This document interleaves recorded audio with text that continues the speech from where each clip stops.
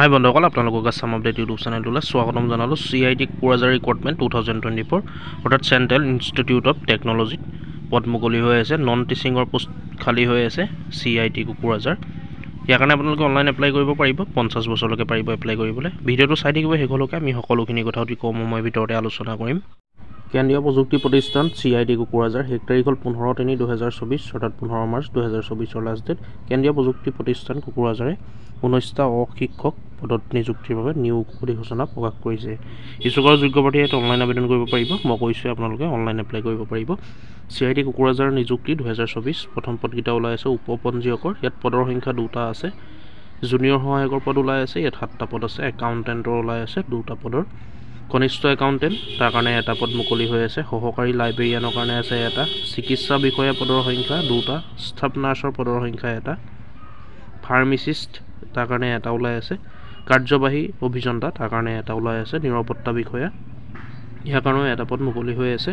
সম্বন্ধীয় লেখা তেজপুৰ বিশ্ববিদ্যালয় নিযুক্তি ৰিলেটেড। CIT কোকৰাঝাৰ নিযুক্তি যোগ্যতাৰ মাপকাঠি ইলিজিবিলিটি ক্ৰাইটেৰিয়াসমূহ চাই লওক। বয়সৰ সীমা বিচৰা হৈছে উপপঞ্জীয়কৰ কাৰণে 50 বছৰ, কনিষ্ঠ সহায়কৰ কাৰণে 30 বছৰ, একাউণ্টেণ্টৰ কাৰণে 30 বছৰ, কনিষ্ঠ একাউণ্টেণ্টৰ কাৰণে 30 বছৰ, সহকাৰী লাইব্ৰেৰিয়ানৰ কাৰণে 40 বছৰ, চিকিৎসা বিষয়াৰ কাৰণে 35 বছৰ, ষ্টাফ নাৰ্ছৰ কাৰণে 30 বছৰ, ফাৰ্মাচিষ্টৰ কাৰণে 30 বছৰ, কাৰ্যবাহী অভিযন্তাৰ কাৰণে 40 বছৰ, সুৰক্ষা বিষয়াৰ কাৰণে 30 বছৰ।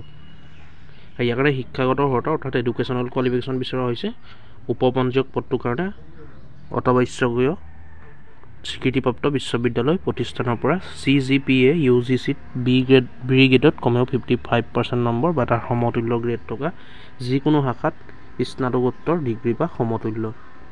মানে আপোনালোকে ৰিকগনাইজ ইউনিভাৰ্চিটিৰ পৰা পাছ কৰা হ'ব লাগিব। CGPA UGCত বি গ্ৰেডত কমেও আপোনালোকৰ 55% নম্বৰ থাকিব লাগিব। আৰু যিকোনো শাখাত মানে আপোনালোকে বেচলাৰ ডিগ্ৰী থাকিব লাগিব। অভিজ্ঞতা ইয়াৰ কাৰণে বিচৰা হৈছে অৰ্থাৎ এক্সপিৰিয়েঞ্চ।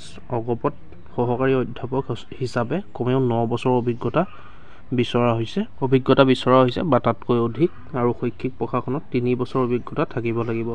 বা গৱেষণা প্ৰতিষ্ঠান আৰু বা অন্যান্য উচ্চ শিক্ষা প্ৰতিষ্ঠানত তুলনামূলক অভিজ্ঞতা বা 5 বছৰৰ প্ৰশাসনিক অভিজ্ঞতা। সহকাৰী পঞ্জীয়ক বা সমতুল্য পদত গ্ৰেড পে 50 টকা 5400 আৰু তাৰ ওপৰত মানে এনেকুৱা ধৰণৰ অভিজ্ঞতা থাকিব লাগিব। জুনিয়ৰ এছিষ্টেণ্টৰ পোষ্টকেইটাৰ কাৰণে অত্যাৱশ্যকীয় ছিনিয়ৰ ছেকেণ্ডাৰী অৰ্থাৎ হাই ছেকেণ্ডেৰী পাছ কৰিলে আপোনালোকে স্বীকৃতিপ্ৰাপ্ত বৰ্ডৰ পৰা অৰ্থাৎ ৰিকগনাইজ বৰ্ডৰ পৰা পাছ কৰা হ'ব লাগিব। আৰু ন্যূনতম টাইপিং স্পীড 35টা হ'ব লাগিব। ৱৰ্ড পাৰ মিনিটত টাইপ কৰিব পাৰিব লাগিব কম্পিউটাৰত। ৱৰ্ড প্ৰচেছিং আৰু স্পীড শ্বীটত দক্ষতা থাকিব লাগিব, মানে এক্সপিৰিয়েঞ্চ থাকিব লাগিব। ৱৰ্ড প্ৰচেছিং আৰু স্পীড শ্বীটত এক্সপিৰিয়েঞ্চ থাকিব লাগিব। বিভিন্ন ধৰণৰ computer office application MS Word Excel PowerPoint বা সমতুল্য ব্যৱহাৰৰ দক্ষতা থাকিব লাগিব। কম্পিউটাৰত ইংৰাজী বা হিন্দীত ক্ৰমে 40-35টা ৱৰ্ড পাৰ মিনিটত টাইপিং স্পীড থাকিব লাগিব। আপোনালোকে দেখিলে এক্সপিৰিয়েঞ্চ ইয়াৰ কাৰণে বিচৰা হৈছে। বাকীখিনি আপোনালোকে চাই ল'ব। হাই ছেকেণ্ডেৰী পাছৰো ভেকেঞ্চি আছে আৰু লগতে এক্সপিৰিয়েঞ্চো বিচাৰিছে, আপোনালোকে এইখিনি চাই ল'ব।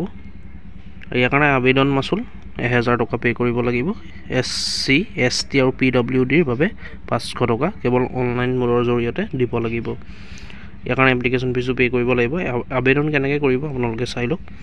ইয়াৰ ষ্টাৰ্টিং ডেটটো অনলাইন আবেদন দাখিল কৰা আৰম্ভণি এতিয়ালৈকে আৰম্ভণিটো মানে দিয়া নাই। শেষ তাৰিখ দিয়া আছে 15 মাৰ্চ, মানে হয়তো অনলাইন এপ্লাই হৈ আছে। আপোনালোকে এপ্লাই কৰিব পাৰিব। এপ্লাই হৈ আছে। CIT কোকৰাঝাৰ খালী পদৰ গুৰুত্বপূৰ্ণ ৱেবলিং আপোনালোকে এপ্লাই কৰিব পাৰিব এতিয়া। 15 মাৰ্চ লাষ্ট ডেট। যিসকলৰ ইণ্টাৰেষ্ট হয়, যিসকলৰ এডুকেশ্যন কোৱালিফিকেশ্যন মিলে আপোনালোকে 15 মাৰ্চৰ আগতে অতি সোনকালে এপ্লাই কৰি দিয়ক। এপ্লাই কৰিবলৈ হ'লে লিংক উপলব্ধ থাকিব ডিছক্ৰিপশ্যন, আপোনালোকে ভিজিট কৰিব। এডভাৰটাইজমেণ্ট ডিটেইলছ অফিচিয়েল ৱেবছাইট সকলোখিনি আপোনালোকে ভিজিট কৰি চাই ল'ব ভালকৈ। আৰু যিসকলৰ ইণ্টাৰেষ্ট হয় আপোনালোকে 15 মাৰ্চৰ আগতে অতি সোনকালে এপ্লাই কৰি দিব। গতিকে ভিডিঅ'টো আজি ইমানেই আছিলে। যদি চাই ভাল পালে লাইক এটা কৰিব, কিবা সুধিবলগীয়া থাকিলে কমেণ্ট কৰিব, আৰু এনেকুৱা ধৰণৰ আপডেটবোৰ পাই থাকিবলৈ আমাৰ আছাম আপডেট ইউটিউব চেনেলটো ছাবস্ক্ৰাইব কৰি ল'ব। ধন্যবাদ। জয় আই অসম।